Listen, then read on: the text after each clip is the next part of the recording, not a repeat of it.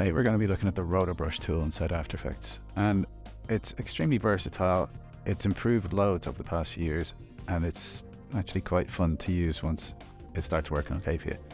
So today we're going to be looking at creating something a bit like this.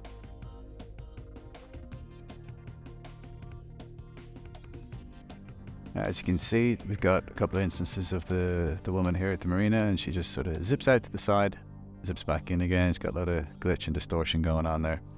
Just show you how to do a quick Rotobrush, and you can take it from there. All right, so let's dive on in. Okay, so we'll start just by dragging the footage down onto the create new footage composition icon.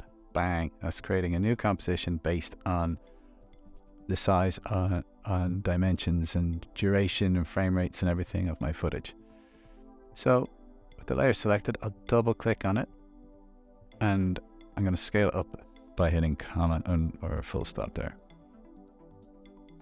And now give myself a bit more space. Now we go up here to the Rotobrush tool. Okay, so we got two versions. We got Rotobrush tool and Edge Refine. So we'll start with the Rotobrush tool. Good place to start is to start. So what we do is, we can see that the brush is actually quite small, so I'll hold down Control and swipe to the right ever so slightly, make it a bit bigger. And if I need it to be smaller, I go to the left. So just hold down Control if you're on Windows, Command if you're on a Mac, and you go up and down.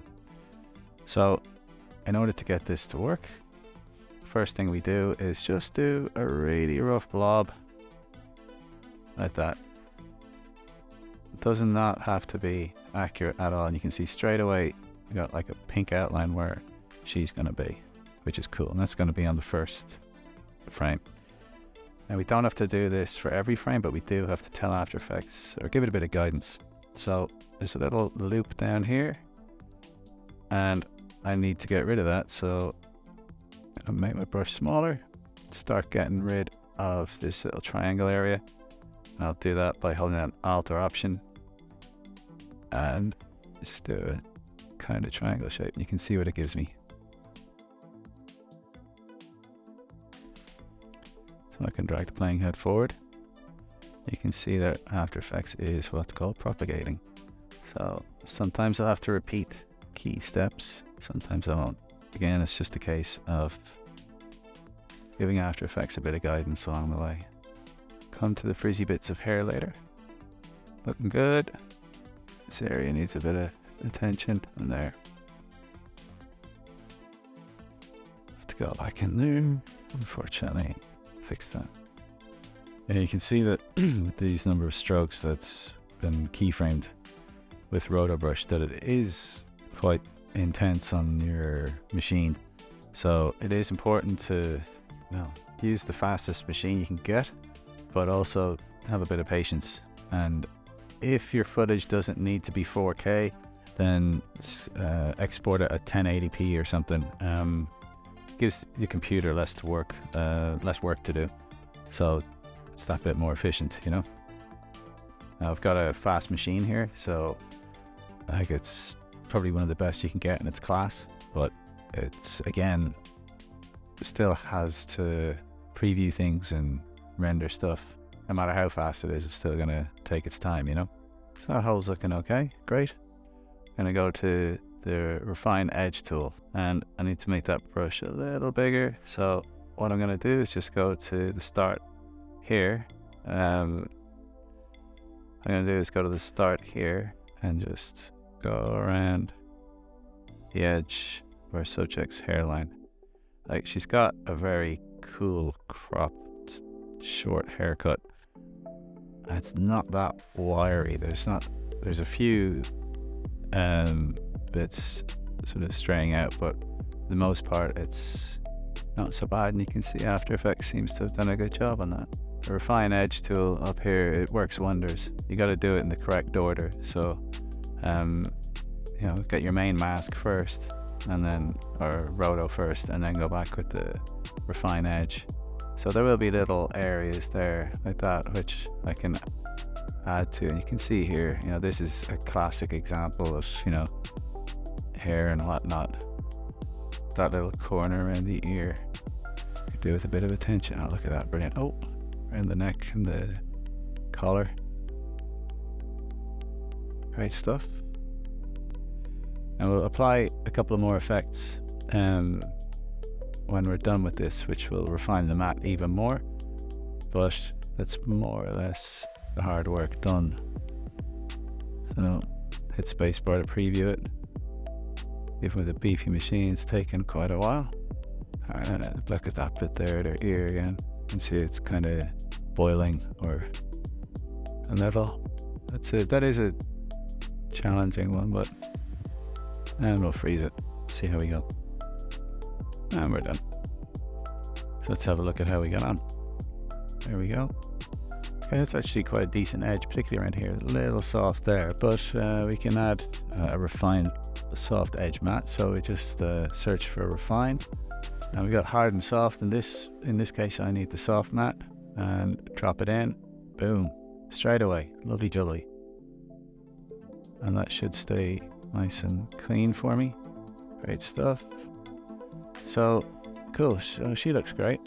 Now, one of the simplest effects would be, you can add color grading. So, or one of the more commonly seen effects would be to make the background black and white.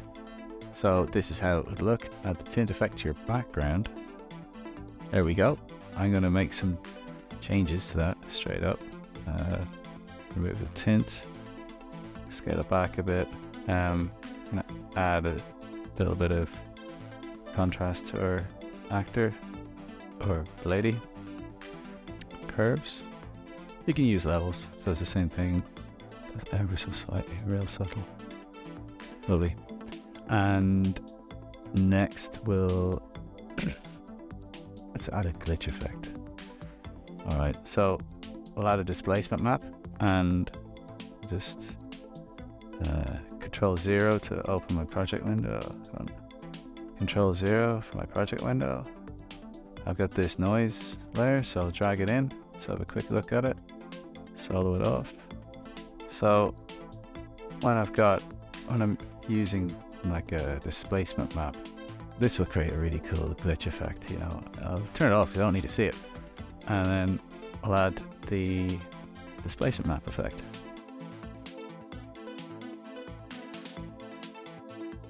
So what that will do is it will look at the footage of, it will look at this distortion glitch footage, and it will damage, I guess, or displace our lady here based on what it sees in the glitch. Oh, you can see it happening already. I like to leave these in luminance. So it's looking at the digital glitch, so on left, on up. Digital glitch noise tends to be, for me, a bit more left-right than up-down. So there she is, she glitches out. Let's keyframe start and end, hit F9. It's easy as the keyframes. So I've got this one called quick chromatic aberration. That's a really nice digital effect, so I'll do something like that.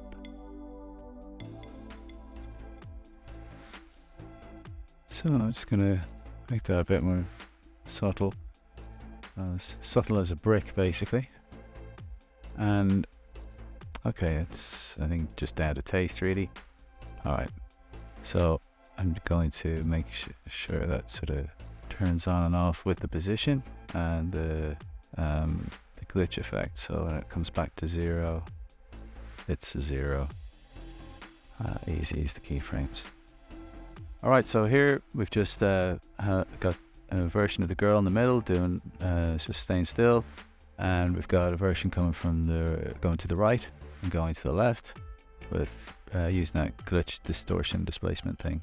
So that's just a really handy example of what you can do with the Rotobrush. And let's have a look at what else we can do. So this is a way we can crank it up a little. I've 3D tracked the backplate. I've added some chunky 3D text, added a camera lens blur to it, and then added some levels to our guy on the front. and used and then matched the colors of his t-shirt to the text and the depth on of the world text to his gloves. So a little bit of camera tracking and Rotobrush, and you can get some really cool effects, you know, with a little bit of effort and a little bit of know-how. So that is the basics of Rotobrush. You can achieve quite a lot with a little bit of effort and a little bit of time, and by working with some other techniques that you've already got, you can really create something quite cool. So yeah, that's what we've managed to achieve with camera tracker and a bit of Cinema 4D rendering on the 3D text, and a bit of displacement mapping for the glitch effect on the girl by the sea. So yeah, that is the basics of Rotobrush. So hopefully you learned something useful, and we'll catch you again soon in the next one.